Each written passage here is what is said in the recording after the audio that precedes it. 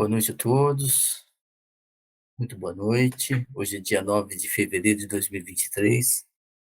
Nós temos a grata satisfação de nos reunirmos hoje para estudar o capítulo 17 da Gita, cujo nome é Sharadatraya Vibhaga Yoga, ou a yoga da distinção entre os três tipos de fé.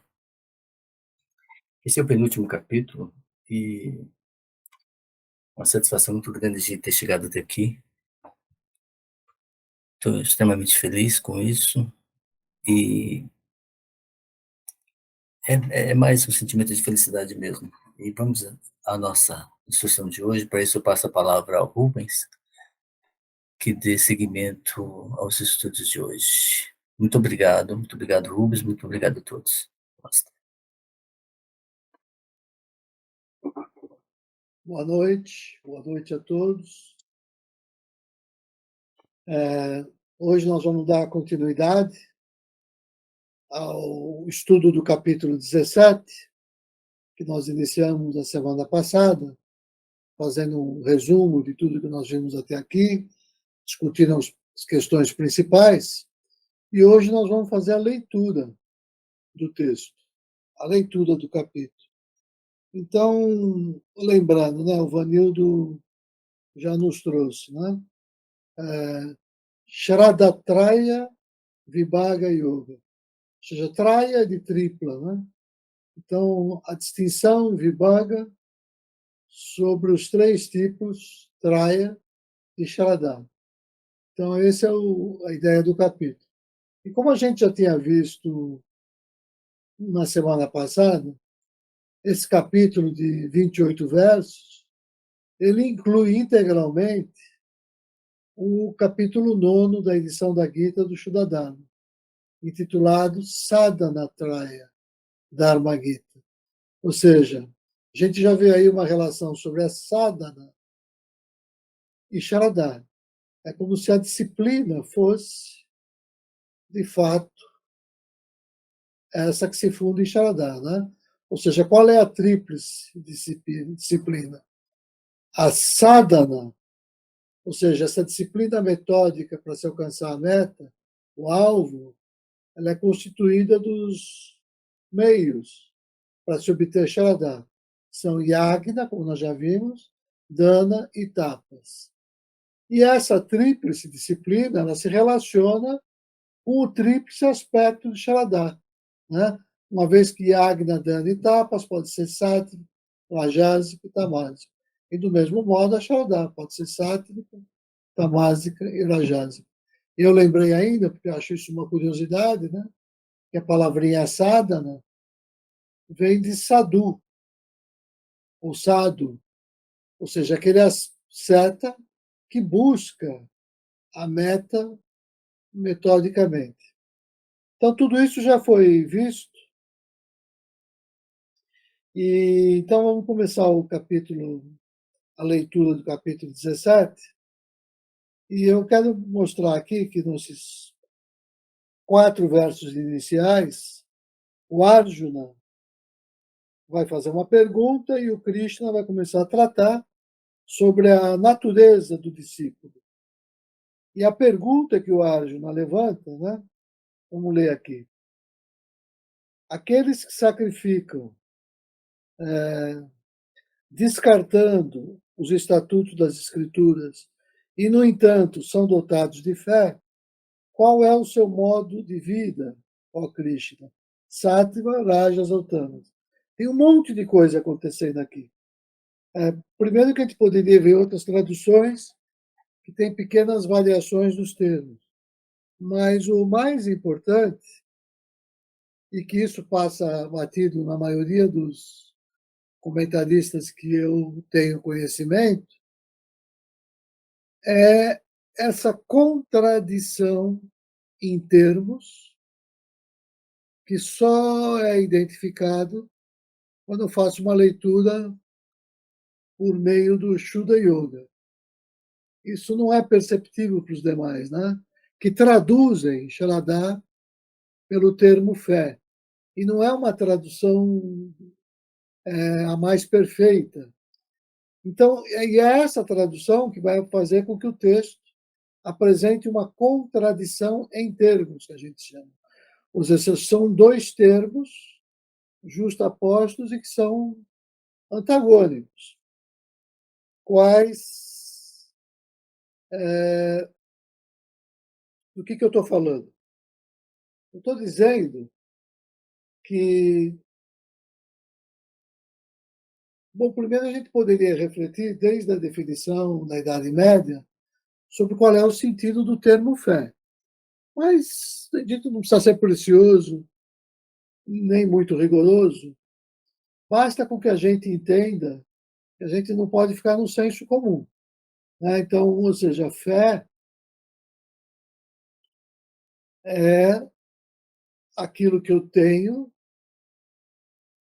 em algo, em um objeto, em alguma coisa, algo que está fora de mim. Eu tenho fé nas Escrituras, eu tenho fé que a palavra de Deus está revelada nas Escrituras. Então, esse é um objeto de fé. Né? Então, olha só que interessante o que o verso diz. Aqueles que sacrificam descartando os estatutos das Escrituras e, no entanto, são dotados de fé. Ou seja, aqueles que desconsideram, aqueles que ignoram o que está prescrito nas Escrituras e, no entanto, são dotados de fé. Ora, isso é impossível. Porque se eu ignoro a Escritura, eu não posso ter fé. A fé vem exatamente de eu aceitar e não de eu ignorar as Escrituras. Né? Então, esse verso que faz sentido, ele só faz sentido quando eu me lembro que o termo Sharadá tem outras traduções que complementam essa ideia primeira de fé. Fé é uma partezinha minúscula, nessa ideia de fé interior, fé em si mesmo, de convicção interna. Essa ideia que eu estou querendo colocar de fé. Agora, Sharadá vai muito além disso. Né? Sharadá é esse fervor, esse ardor do coração, essa espécie dessa energia.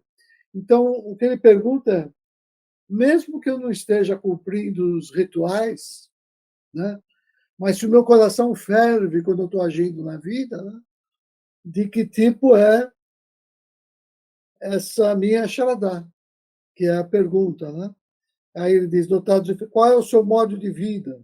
Na verdade, esse seu modo de vida, a palavra em sânscrito é nishtha, ou seja, qual é a condição, a posição do discípulo, qual é a disciplina, qual é a disciplina dessas pessoas que desenvolvem Sharadá, estão com Sharadá, mas não estão ligadas diretamente às escrituras. Essa pergunta do Arjuna, ela, na verdade, é um pedido de esclarecimento com relação à explanação do Senhor Krishna no final do capítulo passado. Então, se eu for pegar os 3 últimos versos do capítulo 16, começando no verso 21, eu vou ler aqui. Né? Capítulo 16, verso 21. É tríplice esse portão do inferno que conduz à autodestruição: o desejo, a ira e também a cobiça. Deve-se, portanto, abandonar essa tríade. 22. O homem, liberto desses 3 portões da escuridão, busca o melhor para si e, assim, trilha o caminho supremo rumo à libertação, ó filho de Kunti. Aquele que segue os estímulos dos desejos, descartando os estatutos das Escrituras, não alcança a perfeição, nem a alegria, nem o caminho supremo. Ou seja, aqui ele diz que esse estatuto das Escrituras é a nota de rodapé 7. Esse termo provavelmente se refere tanto aos Vedas quanto à literatura dos Dharma-shastras, textos que resumem as prescrições morais e legais. Essa é a opinião do tradutor. Né? Então, e o último verso, ele afirma, e assim sendo, é o critério das escrituras que te deve orientar na determinação do que se deve e o que não se deve fazer. Conhecendo o prescrito pelos estatutos das escrituras, ou seja, pelos shastras, né? O termo em sânscrito é shastra, para as escrituras, deves executar as ações que te cabem aqui neste mundo. Então, assim terminou o capítulo 16. E ele abre o 17, então, pedindo esclarecimento. Aqueles que sacrificam descartando os estatutos das esculturas, mas aí é que ele põe essa coisa extra, esse condicional. Mas, né, no entanto, são dotados de Sharadá, eu vou corrigir aqui que é para fazer sentido. Se eu disser são dotados de fé, não faz sentido. São dotados de Sharadá, qual é o seu modo de vida? Qual é a sua disciplina? Qual é a sua condição, ó Krishna? Então, eu vou ler só por curiosidade esse mesmo verso 1, na tradução da Gita do Shuddhadharma. Perguntou Arjuna, ó Krishna, qual é a natureza da conduta daqueles que executam ações sem se guiar pelo Bhagavad Shastra, mas que possuem um apropriado fervor, seja esse sáttvico, rajásico ou tamásico. Observa que nessa tradução da Gita do Shuddhadharma, ela é muitíssimo mais feliz, porque ela enfatiza esse sentido de Sharadá, traduzido aqui como fervor, né, que escapa aos tradutores em geral. E ele enfatiza que os estatutos das escrituras, ele está falando do Bhagavad Shastra, do Shastras, que eu tinha mencionado. Então, as traduções dão a mesma ideia, né? Porque o verso em sânscrito é o mesmo. Eu estou aqui também com a. Vou ler só mais uma, depois a gente não faz isso sempre, mas eu vou ler da Glória de Eno, né? Ele diz assim: Arjuna disse, qual é a característica básica, ou seja, qual é a disciplina, qual é a lista, daqueles que, abandonando as regras das escrituras, ou seja, dos shastras, fazem rituais possuindo fé. É sáttva, rajas ou tamas, ó Krishna. Vê que a ideia é próxima dos outros tradutores, né?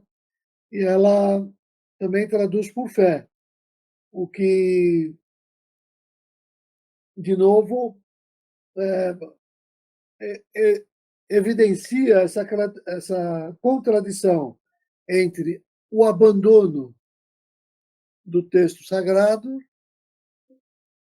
e a manifestação de fé. Bom, então vamos lá. Eu estou dizendo que nos versos 2, 3 e 4, o Senhor Krishna vai falar dessa natureza desse discípulo. Eu vou corrigir um pouquinho, que é para fazer mais sentido, né? E onde ele fala fé, eu vou falar Sharadá. É tríplice a fé das essências incorporadas? Não, das pessoas que possuem um corpo de estrutura material, né? É tríplice a fé do derrim, né? Tá entre parênteses aqui, né? Ou seja, das pessoas. É tríplice a fé das pessoas nascida do seu ser próprio. Ou seja, essa Sharadá, ela nasce do nosso coração, de nós mesmos, né? Tem ela a natureza de sattva, rajas ou tamas. Ouve mais sobre isso. A Sharadá, de todo ente corresponde à sua essência, ou seja, usando a terminologia técnica, corresponde à nossa origem tátvica, né? Corresponde ao que a gente chama de. Como é que ele põe aqui? Deixa eu ver. Sattvanurupa. Essa palavrinha, Sattvanurupa, remete a essa ideia, ou seja, a forma pura, a forma sátvica, né? Que é a essência. Então, a Shaladá de todo ente corresponde à sua essência, ao descendente de Bharata. Essa pessoa, Purusha, tem a forma da sua Shaladá. Como quer que seja a sua Shaladá, assim, em verdade, é a pessoa. Ou seja, nós temos esse calor que nos dá vida, né? Nós somos seres quentes, a gente tem o fogo digestivo, tem o fogo que mantém a temperatura, tem o fogo que nos anima, é isso que nos mantém vivos. O nome dessa energia que nos caracteriza é Sharadá. Essa é a essência de Sharadá que ele está dizendo. Nós somos conforme esse nosso fogo interior, essa nossa Sharadá. É isso que nós somos. É isso que a pessoa é. E todo o nosso trabalho é depurar a qualidade desse fogo para que ele se manifeste, se intensifique e avance dos níveis de dharmas, rajas e se torne sátira. Esse fogo interior, essa expressão que vai virar aquela luz carismática, né?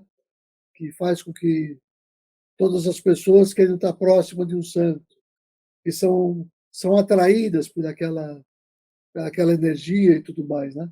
Então, isso é a nossa essência, é o nosso calor interno, que aquece os outros. Então, esse é o verso 3. E agora ele vai dizer no verso 4. Os que têm a natureza de sattva, ou seja, quando eu sou esse ser humano que já está desenvolvendo a natureza sáttvica, como é que eu me relaciono com a transcendência, com a divindade?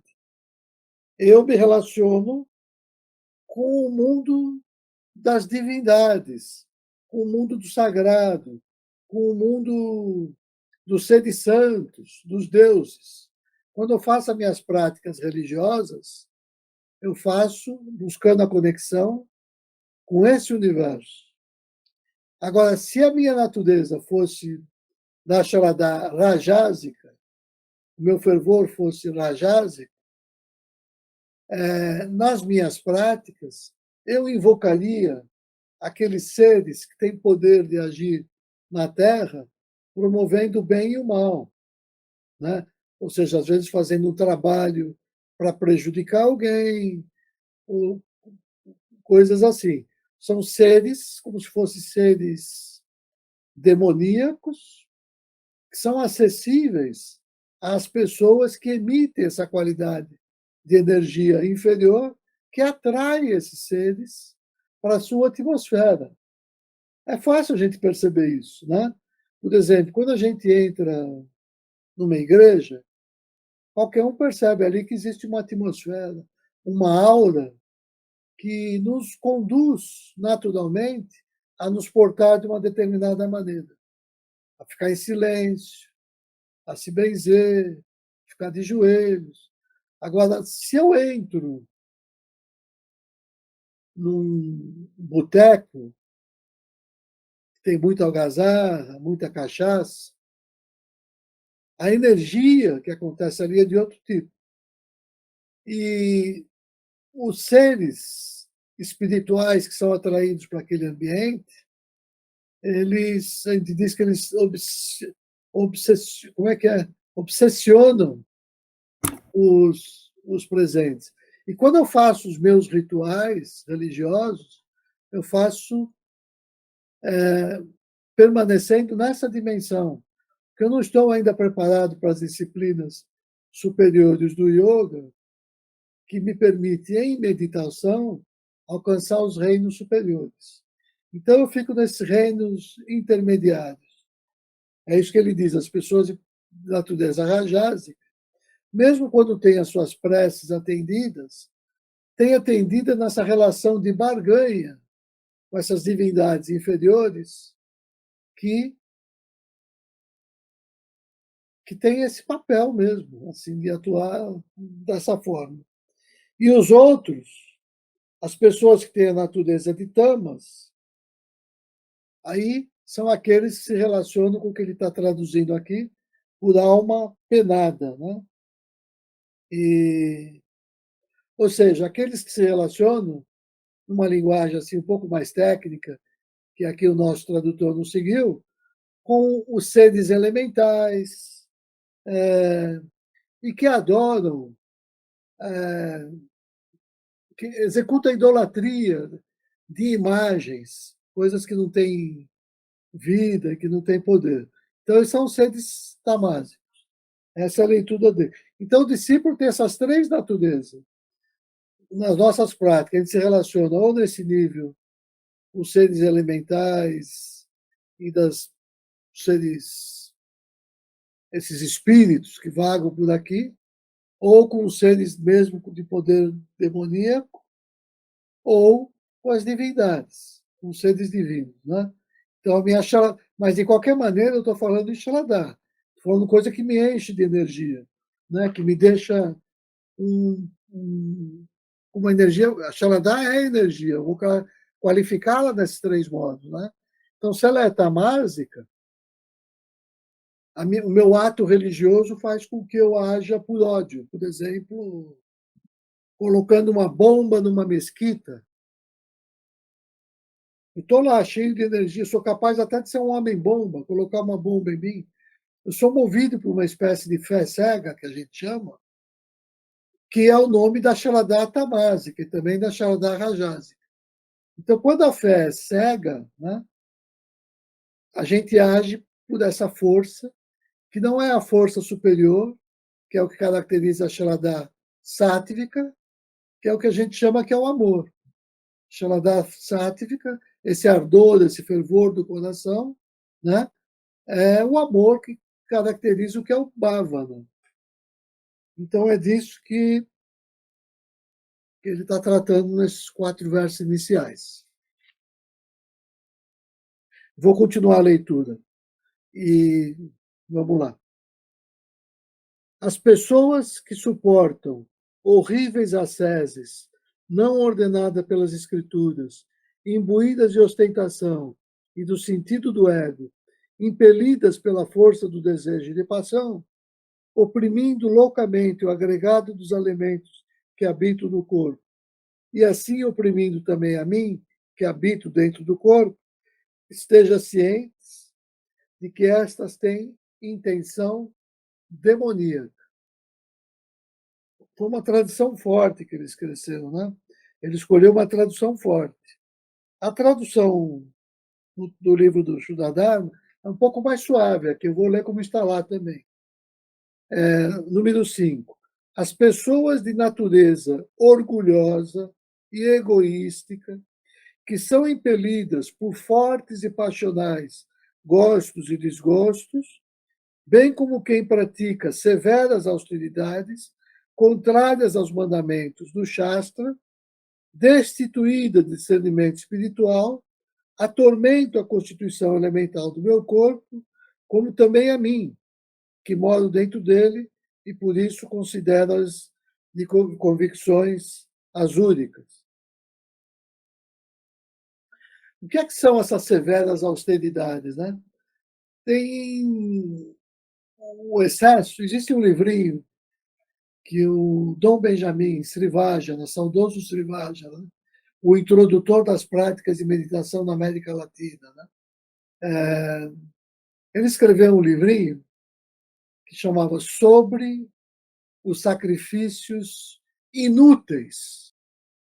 Quer dizer, não adianta eu, por exemplo, pegar um chicote e me autoflagelar, achando que com isso eu vou me santificar. Né? Quer dizer, esse tipo de percepção da experiência religiosa é uma percepção muito inferior, muito baixa e muito distanciada daquilo que a gente entende como o êxtase, o amor divino, a contemplação, a beatitude, que não tem relação com essas punições exageradas.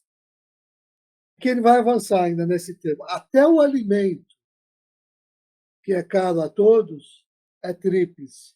Assim também o são os sacrifícios, a ascese e a caridade.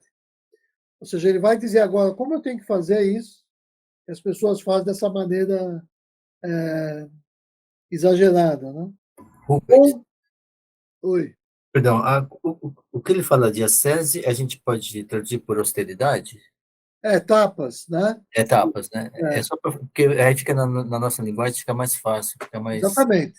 Tá? É, é, Yagna, tapas e dana, sacrifícios, ascese e caridade. Bem lembrado, Vanildo. Bem lembrado, né? Então, aliás, o verso 7 já vai mencionar isso, né? Até o alimento, cara, a todos é tríplice. A ti também o são os sacrifícios, a ascese e a caridade. Ouve isto agora a respeito das suas distinções. Em português não faz muito sentido, porque essas três palavrinhas não compõem uma disciplina. E em sânscrito, dentro da doutrina, a gente sabe que yagna, dana e tapas, ou seja, sacrifício, ascese e caridade, isso é a base da disciplina espiritual. A disciplina espiritual, quando feita com o Sharadá, se caracteriza por essas três coisas. Eu tenho que fazer o yagna com o Sharadá, tapas com o Sharadá e dana com o Sharadá, sátvico. Né? É isso que caracteriza a Sharadá. É a minha ação no mundo. Eu, assim, me doando, fazendo o sacrifício de mim mesmo, em nome do bem-estar universal, eu ser muito austero e não permitir a licenciosidade em nenhum ato na minha vida. E aí eu tenho uma postura. Caridade é palavra muito pobre aqui, né? Ah, eu acho que tem outros termos que seriam melhor para essa ideia da gente. A palavra, eu não sei como é, eu não me lembro como é que se traduz caritas agora, mas a palavra caritas é essa preocupação que a gente tem com o outro, que vai além dessa caridade que é entendida como você dar uma esmola para uma pessoa na rua, por exemplo. Não é isso. É muito mais do que isso. É essa ideia de doação de si mesmo. Doação de si mesmo. Isso é que é dana, né? É a doação de si mesmo pelo bem universal, pelo bem do outro, por uma causa comum. Quando a gente se doa. E a doação mais pobre de todas é quando eu dou uma esmola para alguém, que se resume aquele ato isolado, né? Os alimentos que promovem a vida, a lucidez, a força, a saúde, a alegria, o deleitamento, que são saborosos, ricos em gordura, firmes e alegram o coração, esses são caros aos que têm a natureza de sattva. Os alimentos muito picantes, azedos, salgados, quentes, pungentes, adstringentes, causticantes, esses são desejados pelos que têm a natureza de rajas. Causam dor, sofrimento e doenças. E os alimentos estragados, sem sabor, pútridos, velhos, residuais e impuros, são alimentos agradáveis para o indivíduo que tem a natureza de tamas. Aqui, com essa ideia de alimentação, embora não esteja claro, fica mais a pergunta do que a resposta. Porque a tradução desses termos, a adaptação para os termos que a gente tem modernamente, nem sempre condiz e são fiéis ao que se pretendia na época. Né? Mas na época já era claro, né? Que a alimentação sátrica tem uma relação muito grande com a ideia de compaixão, com a ideia de você consumir produtos que emitem uma energia boa, né? Então, por exemplo, quando eu arrumo em cima da minha mesa uma cesta de frutas, só de olhar para aquela cesta de frutas, a gente já percebe ali a energia que emana daquilo. Né? Tanto que os pintores, às vezes, pintam as frutas. Né? Tem uma coisa ali de muito elevado, por exemplo, nesse formato. Né? Então, e essa é uma intuição que a gente vai desenvolvendo sozinho, com o tempo. Quais são os alimentos que a gente percebe que nos elevam e quais são os alimentos que, que promovem em nós a nossa tendência inferior, né? Ou seja, que nos intoxicam, que promovem a raiva e os sentimentos inferiores. Mas ele está dando isso como exemplo para dizer que até o alimento é assim, porque agora ele vai começar a falar, de fato, daquilo que importa, ou seja, que é a disciplina, a sadhana, que é a yagna, dana e tapas, que é isso que constitui Sharadá. Né? Quando eu vivo yagna, dana e tapas de um tal modo, é aí que eu desenvolvo a minha Sharadá. E é isso que o Senhor Krishna está pedindo para Arjuna. Né? Ele tem que olhar para o levanta e luta dele, vai à batalha, dentro desse contexto triplo. Né? Tem que fazer isso como um ato de Agna, como um ato de tapas, como um ato de dana. Ou seja, de Agna, um sacrifício de si mesmo, um ato de tapas, ou seja, de autocontrole, né? De equilíbrio de si próprio, e de dana, ou seja, como um ato de doação de si mesmo. Então, quando a minha ação tem esses três componentes, esse ato é completo. E é o que expressa a Sharadá Sátiva. Ele tem vida sozinho e ele tem vida, ou seja, ele se manifesta em cada ação nossa. Cada ação nossa tem um pouquinho de cada um dessas três características, né? Então, a ação que o Krishna pede a Arjuna para ir à batalha, segundo o meu entendimento, é essa. Então, ele vai começar a falar desse primeiro aspecto, que é do yagna, né? Por quê? Porque lá na tradição védica, o yagna era muito bem definido, que é o que ele vai começar a falar aqui, mas ele vai usar isso como uma metáfora para falar do sacrifício de si mesmo. Porque nos Vedas você sacrificava igual na Bíblia, sacrificava até um animal. Era sacrifício de animal, né, para se alcançar certos resultados. Isso existia, né? E o Senhor Krishna está renovando isso. O sacrifício é de si mesmo. O fogo onde você vai fazer o sacrifício, a oferenda, não é a fogueira onde você lança lá as coisas a serem sacrificadas. O fogo é o teu coração, é o fogo do coração. Você vai acender, vai alimentar, né? Por intermédio desse esforço que envolve yagna, dana e tapas.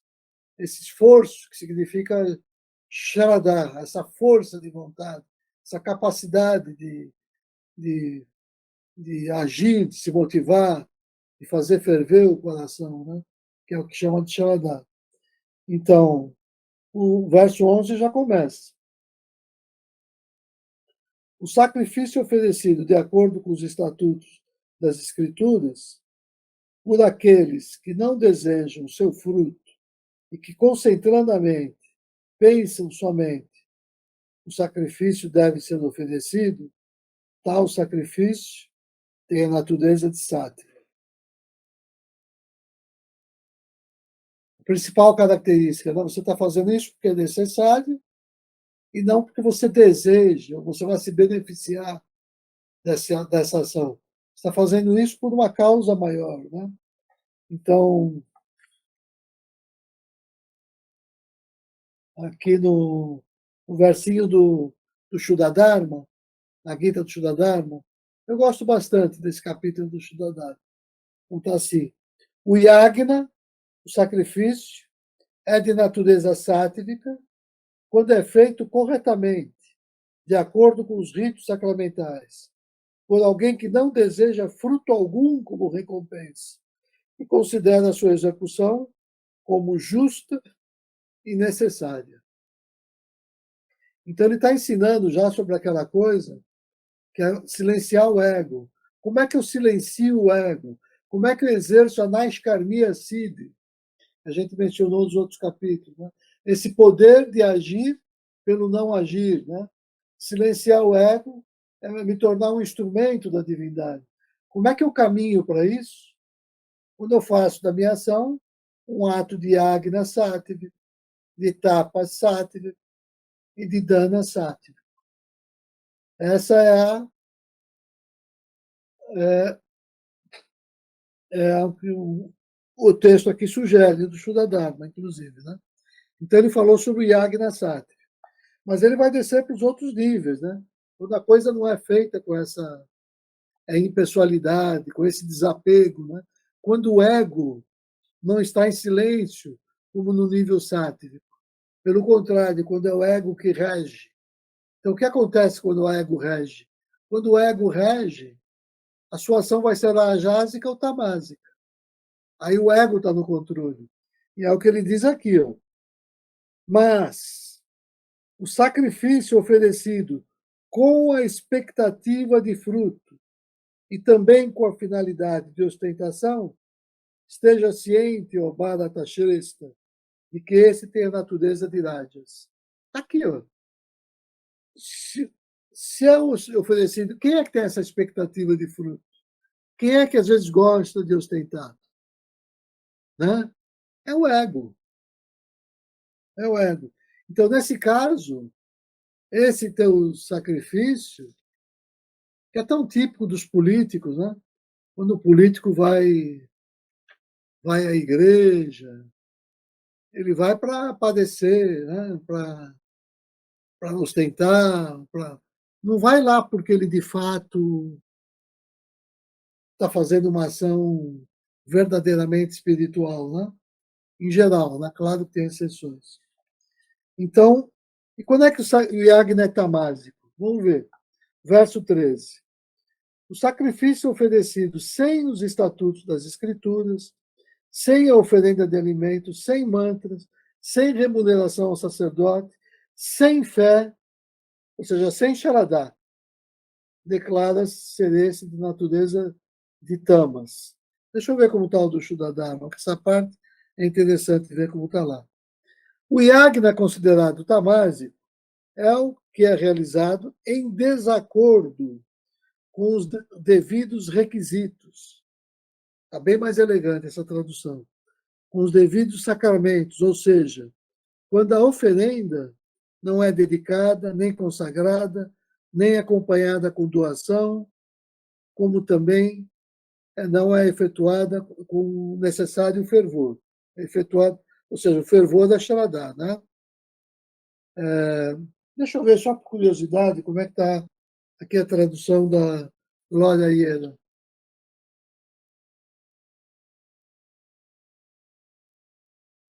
Glória Iena.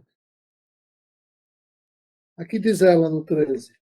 Dizem que é tamasa um ritual que é contrário às prescrições, sem a distribuição de comida, sem o canto adequado dos mantras e sem a doação adequada e sem fé. Ou seja, aqui quando fala, porque todos esses itens, esses componentes, é como era feito o ritual no período védico.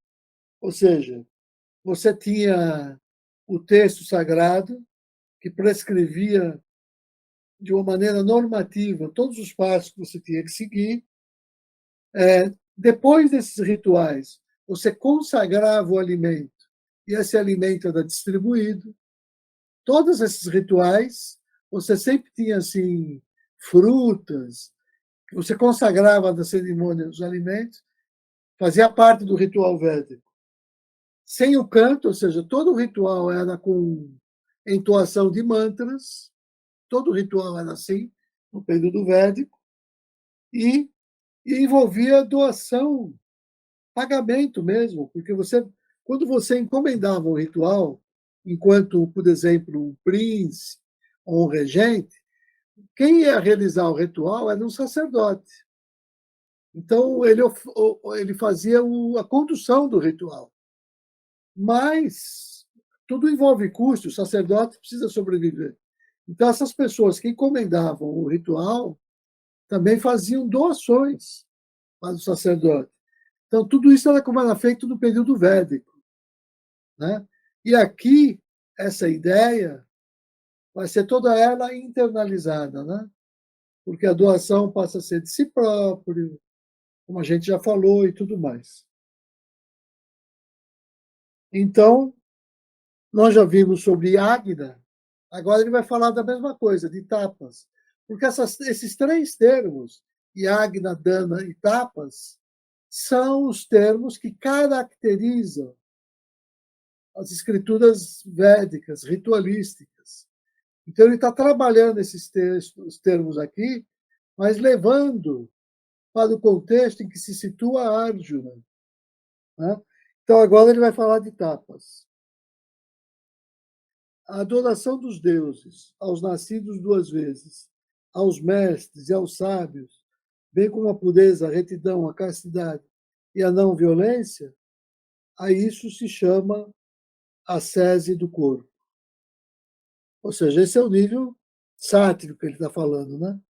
As palavras que não causam inquietação, verazes, agradáveis e benéficas, bem como a prática do estudo de si, swadhyaya, a isso se chama ascese da fala. A serenidade da mente, a benignidade, o silêncio, o autocontrole, a purificação dos estados interiores, a isso se chama ascese da mente.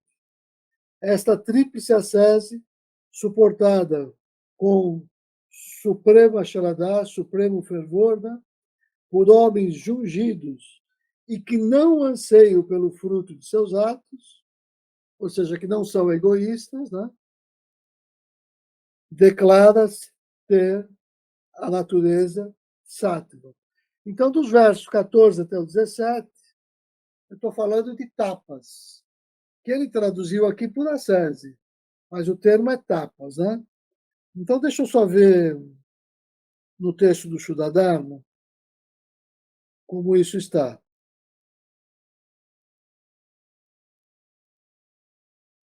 Ele ainda dá um subtítulo, diz assim, para de fato enfatizar tudo que eu tinha dito. A tríplice natureza de tapas ou austeridade, né, que é sática, rajásica e tamase, com respeito à atividade física, mental e intelectual. Ele vai falar desses três níveis da atividade, né? Isso vai dos versos 14 até o 19. Nós vimos até o 17 para descrever a natureza sátrica. Então, o 18 e o 19 devem tratar, respectivamente, do tapas ou da austeridade rajásica e tamase.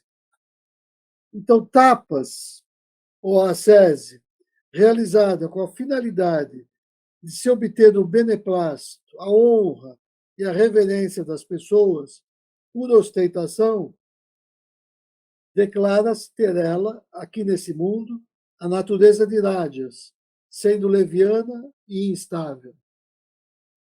Tapas ou ascese, no 19, realizada com enganosa noção de torturar a si mesmo ou com a finalidade de arruinar outra pessoa, tal é descrita como tendo a natureza de tamas. Então, é o que eu estava falando no início sobre o texto do próprio Srivaja, quando ele estava mencionando sobre os yagnas inúteis, né? E mencionou até esses atos de autoflagelo, que eram também formas de pseudo-austeridade, né? Pseudo-austeridade, que é o que ele classifica aqui como sendo de natureza tamásica. Tamásica. Tudo isso que violenta o corpo, que agride o corpo. Né? Porque tapa sátrica é aquilo que eleva o corpo, que prepara como um atleta olímpico, né? É aquilo que é difícil, uma disciplina árdua, mas que me eleva, me transforma num atleta olímpico. Agora, os níveis lajásico e tamásico, eles violentam o corpo. Então, agora, nos versos 20 a 22, ele vai falar sobre a natureza da. Ah, lembrei da palavrinha. Melhor do que caridade é isso mesmo. É doação de si. Né? Então, dana é essa doação de si. Então, 20 deve ser o sátrico, 21 o rajásico, 22 o tamásico. Vamos ver. Né? Dana, ele está chamando o presente, que eu não gosto. Então, dana, que é dado pelo simples fato de que os presentes devem ser dados a uma pessoa de quem não se pode esperar nenhum favor no lugar e tempo correto, e é uma pessoa digna, sustenta-se, ter este a natureza de Sátiva. Deixa eu ver como está o do Shuddhadharma. 20. Uma doação, né, não é presente como está o outro, aqui já está melhor. Uma doação, dana, é reconhecida como sátrica quando é feita para o próprio bem ou de outrem, sem esperar retribuição e com o devido discernimento quanto à oportunidade, o lugar e a conveniência. Né? Então, aí sim, você está fazendo a doação correta. Né? Vamos para o 21. Mas aquela doação, né, que é dada com a finalidade de se obter um favor que, mais uma vez, visa o fruto e é dado com redundância, sustenta-se ter tal presente a natureza de Rajas. Ou seja, é a tal ideia da barganha com a divindade. Né? Muitas vezes eu faço alguma coisa esperando alguma coisa em troca. E ainda assim, muitas vezes eu reluto, porque eu prometo que se eu alcançar isso, eu vou dar, sei lá, 500 cabeças de boi para não sei quem. Depois você vai cumprir aquilo, mas, poxa vida, precisa ser 500 mesmo? Você ainda.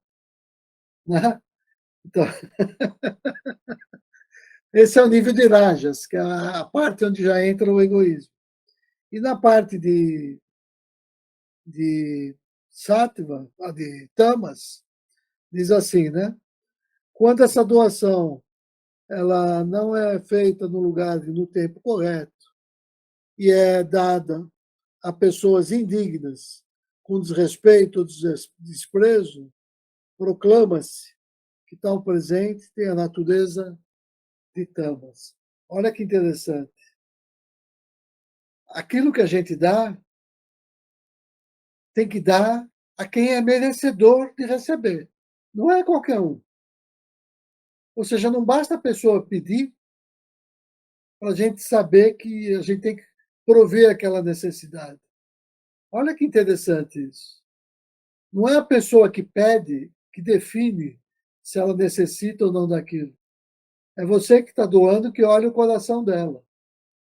Ou seja, doação pode tanto ser doação de si mesmo, tanto pode ser dar para a pessoa um sim como um não. Um não de coração é dana, é doação de si mesmo. Você está educando o pedinte mal acostumado. Você está tirando ele do caminho fácil, né? De viver sempre às custas e nas costas dos outros. Então, dizer não é dana.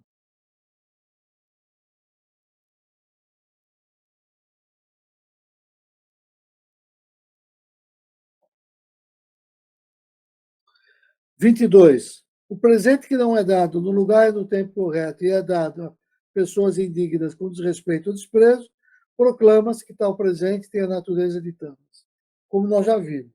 Agora, o verso 23, ele não consta. Aqui são aqueles versos que eu mencionei, que o nosso capítulo tem 28 versos, o capítulo 9 do Shuddha tem 25, Sadhanatraya, e faltam 3 versos. Né?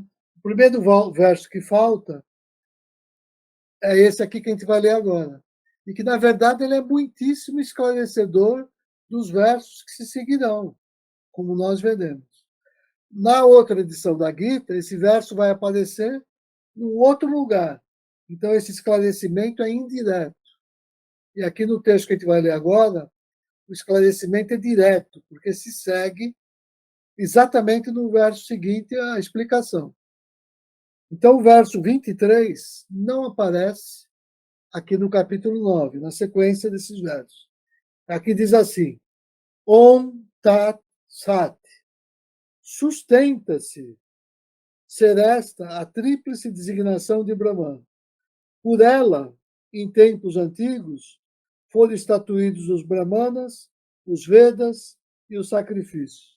Ou seja, essa expressão Om Tat Sat é aquela que foi dar forma a todas as práticas ritualísticas dos Vedas. O fundamento de todas elas é essa expressão Om Tat Sat, que é um modo como a gente termina as práticas religiosas, muitas vezes. Você termina uma coisa, você diz no final Om Tat Sat. Né? Depois você diz Namastê, mas você sempre diz Om Tat Sat. E o curioso, você sempre inicia um mantra com Om. Um mantra verdadeiramente digno desse nome, a gente já viu, né? Conforme descrito lá nos Vedas, ele sempre se inicia pelo Om. Sempre, infalivelmente, o mantra. Né? Om Namah Shivaya, Om Namo Narayanaya, Om Man Sri Bhagavan Mitra Devaya Namaha. Sempre inicia com Om, se é um mantra. Isso vem lá dos Vedas. Mas voltando aqui ao assunto do capítulo do verso 23, é esse. Ou seja, os versos 24, 25, 26, 27 e 28 vão trabalhar um pouco essa ideia do Om Tat Sat. Mas na Gita do Shuddha esse 23 não aparece, então ele pula. O que ele vai chamar de 23 corresponde aqui ao nosso 24. Aqui já fica a numeração, fica diferente aqui, só nesse verso. Né?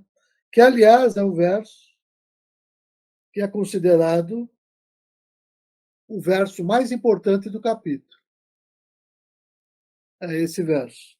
E ele diz assim: portanto, pronunciando o Om, os expositores de Brahman sempre executam os atos de sacrifício, caridade e ascese declarados por prescrição nas escrituras sagradas. Ou seja, quem são os expositores de Brahman? Né?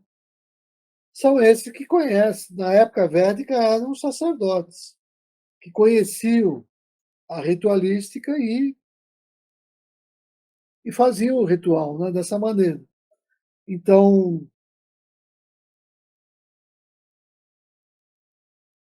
e olha só, o ritual que envolvia sacrifício, ou seja, yagna, caridade, ou seja, doação de si mesmo, ou seja, dana, e ascese, ou seja, austeridade, ou seja, tapas. Isso que ele chama de ascese são atos que promovem em nós a vida austera. Bom, o Tat, de novo, não aparece no livro do Shuddha. Aqui vai falar do Om Tat Sat, como ele promete no 23. O do Shuddha vai enfatizar no Sat, o que é um verso-chave, como depois a gente pode ver. Então, 25 também falta lá no texto do Shuddha. E diz assim, ó, Tat, os que almejam a libertação executam vários tipos de sacrifício e ascese, bem como ritos de caridade, sem ter por objetivo o fruto de seus atos. Eles pronunciam o Tat. Ou seja, qual a distinção que ele está fazendo aqui? Na distinção acima, são dos seres que já tem uma certa realização. Então, quando eles pronunciam esse on, eles estão pronunciando uma coisa que eles já vivem. Agora, se eu sou um buscador, é o que ele está dizendo aqui, né? Se eu almejo alcançar isso, está prometido no verso anterior, eu pronuncio esses atos com tat, né? Como tem tat, tuan, assim, né? Quando eu começo a perceber que tu és aquilo, né? Quem está percebendo isso são esses buscadores que estão se aproximando da realização espiritual.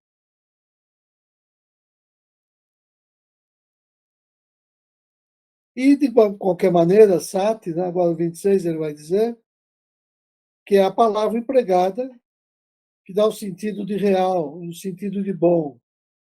E é a palavra também empregada em referência às ações que são dignas de louvor. Ou seja, por quê? Porque Sat é a mesma raiz da palavra Sattva, ou Satya. Satya significa realidade, verdade, em sânscrito. Então, Sati é isso que me remete ao que é real por oposição ao que é ilusório, né? Então, e quais são as ações que são satis?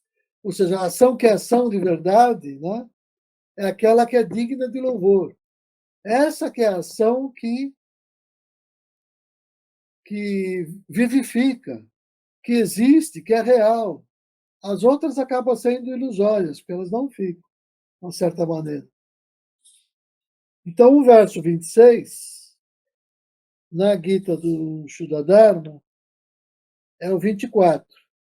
E lá está dito assim: ó, o epiteto sat é aplicável à motivação de natureza sátrica, como também ao propositado anelo de alcançar Brahma Prapti. Do mesmo modo, Arjuna, o epiteto sat é apropriado para ser aplicado também à ação que tem por objetivo alcançar a realização átmica. Aí ele está interpretando um pouco, a tradução literal não é bem essa, né? Como a gente já viu aqui agora pelo Forrester. Deixa eu ver como é que a Glória traduz esse 26.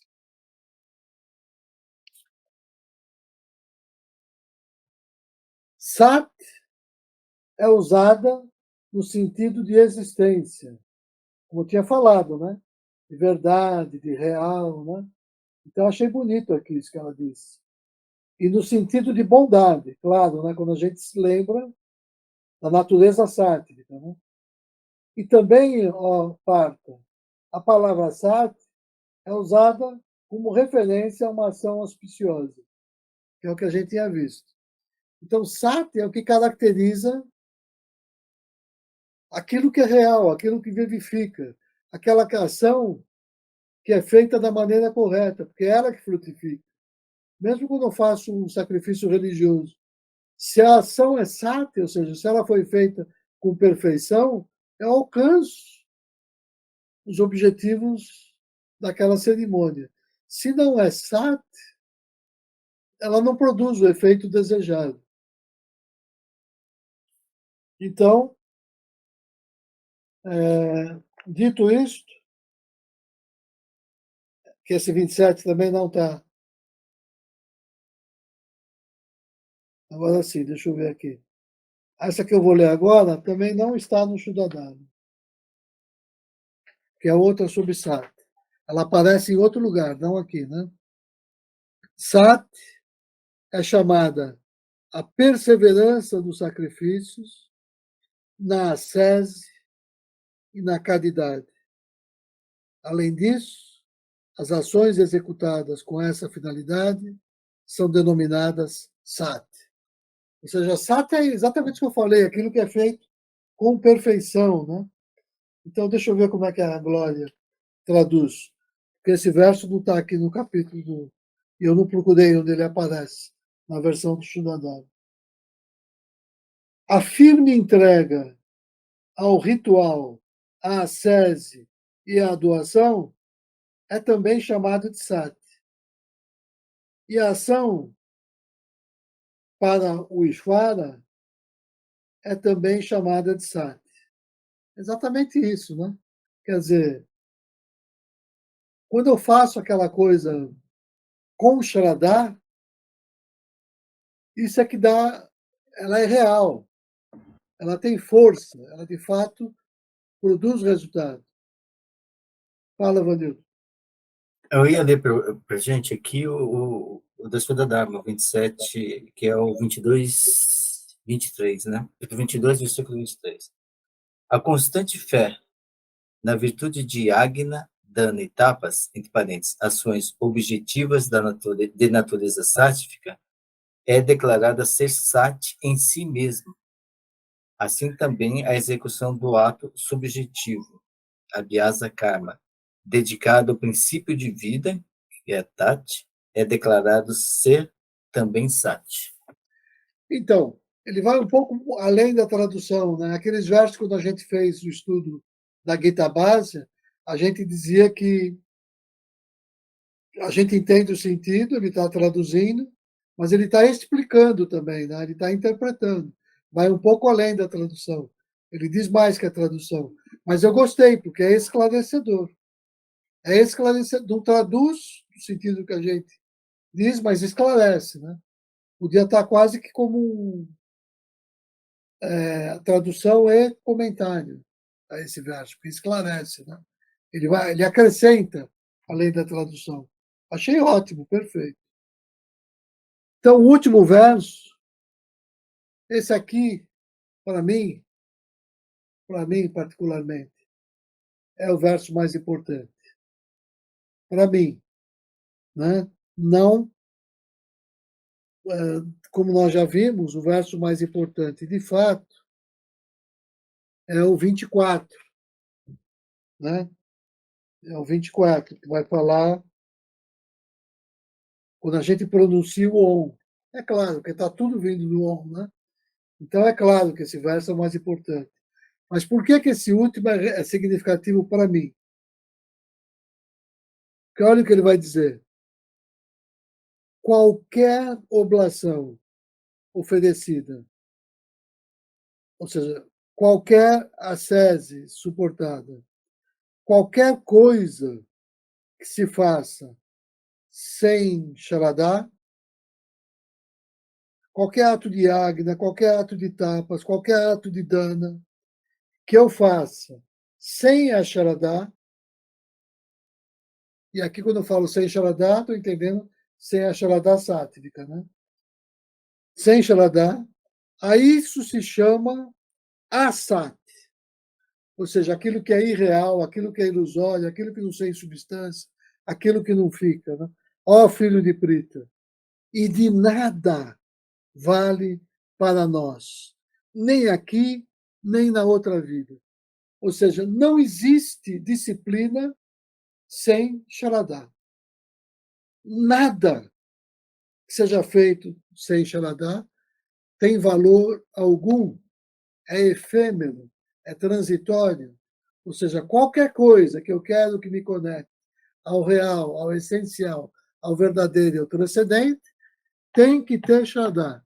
E é por isso que se diz que Sharadá, em essência, é a característica da disciplina do Shuddha Yoga, que no texto da Gita Bhasha de Hansa Yogi, ele chama de sadhana traya, a todo esse capítulo, que aqui a gente chama de Sharadá traya, aproximando e identificando a palavra sadhana, que é essa caminhada para a meta, essa jornada para a meta, essa disciplina que me encaminha para a meta, né? Com o Sharadá, que é isso que eu desenvolvo para poder trilhar essa meta. E é isso que a própria meta faz com que cresça e se desenvolva em mim, que é a Sharadá. Então, eu já tinha lido em outro lugar, né, que nada que se faça sem Sharadá tem valor nem sentido. e que logo Shraddha é aquela qualidade essencial, fundamental, sem o que nada faz sentido. Porque nós, isso que está vivo, que está quente, que tá, esse fogo que está aceso, a ânima, o que nos anima é Shraddha. Só que é Shraddha tamásica, rajásica e sátrica. Que a nossa natureza material faz, como nós somos constituídos, que ela seja colorida assim.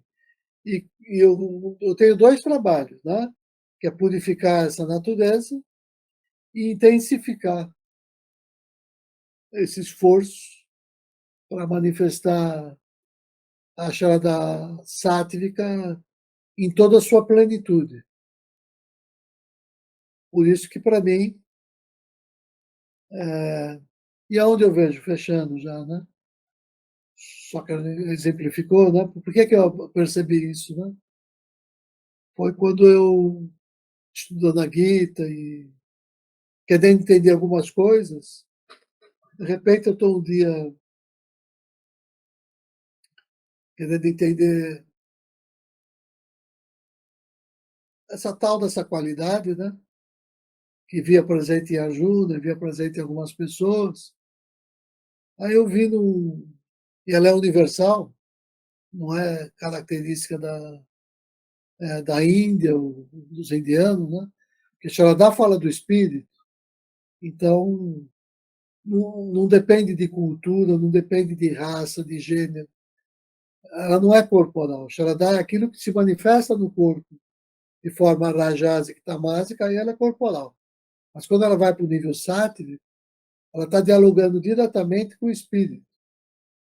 E eu queria saber o que é isso, que é a floresta do espírito. Eu não sabia o nome disso ainda. E aí, um dia na internet, eu fazendo uma pesquisa, eu vi Joana d'Arc em cima de um cavalo, olhando assim com um olhar estranho, né? De quem estava em busca de Deus, do sagrado, e ao mesmo tempo indo para a batalha. Indo para a batalha com aquele olhar de quem está com Deus na alma.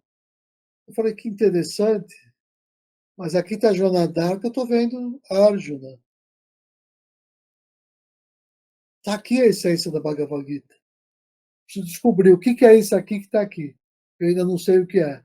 Eu vou procurar. Aí eu comecei a pesquisar, encontrei a palavrinha Sharadá, falei, é isso que eu vou estudar. Pronto, terminei, Vanildo. Muito obrigado, Rubens. Rubens, eu queria só voltar um pouquinho. Queria que você falasse um pouquinho para a gente aqui. Eu queria ler, sabe aquele que está fora aqui do circuito, que é o 1723? Om Tat Sat. Eu acho que isso aqui é de uma importância muito grande também, tá? Eu gostaria de ler aqui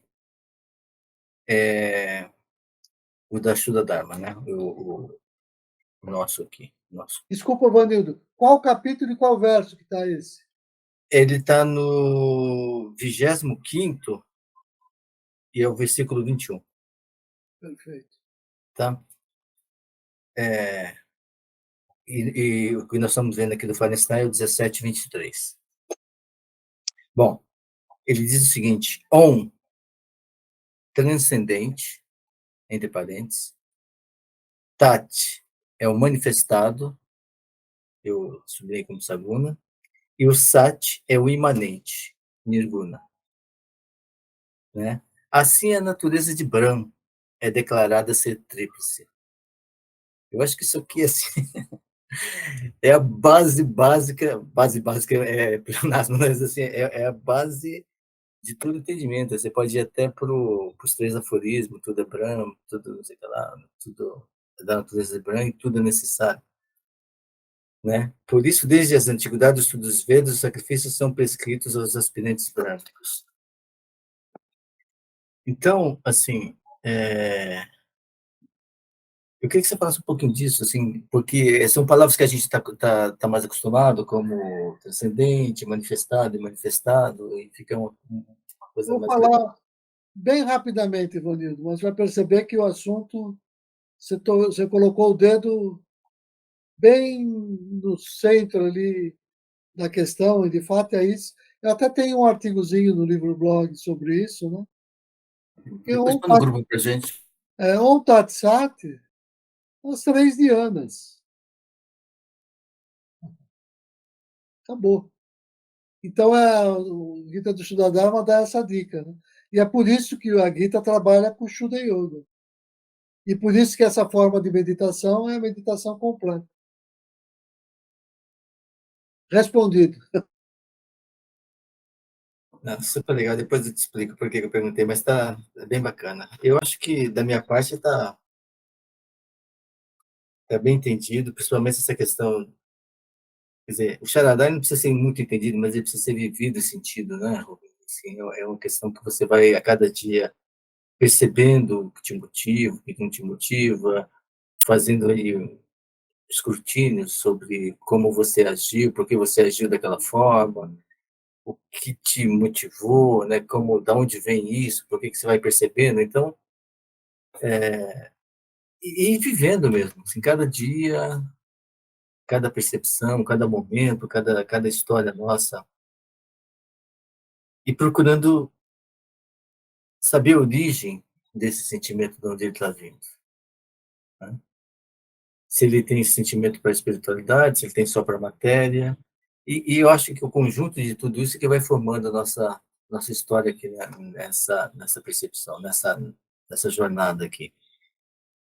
E eu sou muito agradecido a você e a todos nós que estamos aqui, mas em especial a você por ter falado assim. Eu acho que tem uma matéria muito importante que é para aquele que está pesquisando, que está procurando, para dar um start nesse entendimento de uma forma bem completa, eu acho. E agradeço a você mesmo por isso. Com todo o coração, muito obrigado mesmo. Alguém mais deseja falar algo? Não, eu também gostei muito. Eu, eu acho que esse estudo aqui é tão importante, né, para quem está buscando. E eu nunca pensei, quando o Rubens começou a estudar Charadá, eu nunca pensei que eu pudesse entender alguma coisa, né, logo no começo. Mas são anos, né, Rubens, de estudo, de dedicação, e a gente procurar viver um pouco. É como você falou, a gente tem que viver, né? Senão fica sem sentido, sai da boca sem sentido. É muito importante tudo isso que está sendo trabalhado aqui, Vanildo. Fica sat. É isso mesmo. Então, é isso. Eu acho que a gente está caminhando para o final desse estudo da Gita, e o que eu vejo de interessante é que cada vez que a gente estuda, a gente descobre mais coisas, mesmo na mesma obra, né? Sempre a gente descobre alguma coisa, depende muito do estado de espírito também. Então, só queria agradecer mais uma vez e achar que é tão importante a gente aplicar na vida da gente, que a gente não pode esquecer, pelo menos um pouquinho, tudo isso que a gente tem vivido aqui. É isso. Namastê. Obrigado. Muito obrigado. Dona Maria, você quer falar algo? Bom, também eu quero agradecer, não é, a Rubens, a todos vocês. E estou caminhando, né? Muito devagar, mas eu sinto que estou conseguindo alguma coisa. Mas ainda estou precisando aprender muito, muito, muito. Igual a Cássia falou, tornar a rever e cada vez descobrindo mais, aprendendo mais. Então é isso, quero só agradecer mesmo, gente. Muito obrigada. Pessoal, muito obrigado. Foi muito construtivo, muito bom mesmo. Assim, eu estou muito feliz mesmo. Né? Eu acho que a gente devia fazer um esforço para divulgar o que está sendo falado aqui. E é isso. Eu queria, assim, que a gente fechasse os olhos, agradecer por mais esse dia, mais esse estudo que nós fizemos hoje, né? E sempre pensar, como o Rubens fala, na egrégora que nós criamos quando nós trabalhamos por um objetivo comum. E como é importante a gente levar cada um desses ensinamentos para a nossa vida. Eu acho que isso é o que faz com que a gente avance em direção ao Supremo, ao Sagrado. Então, mais uma vez, nós agradecemos e eu queria que a gente pronunciasse com todo o fervor do coração o Pranava por 3 vezes.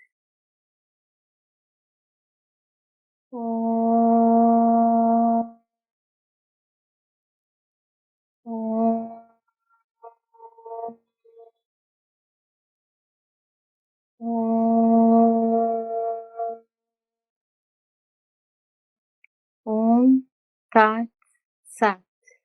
Namastê. Namastê. Namastê, muito obrigado. Namastê. Gratidão. Namastê. Obrigado. Tchau, tchau. Obrigado. Boa noite.